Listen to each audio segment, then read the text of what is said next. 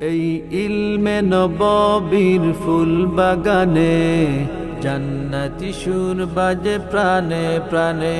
এই ইলমে নববীর ফুল বাগানে জান্নাতি সুর বাজে প্রাণে প্রাণে।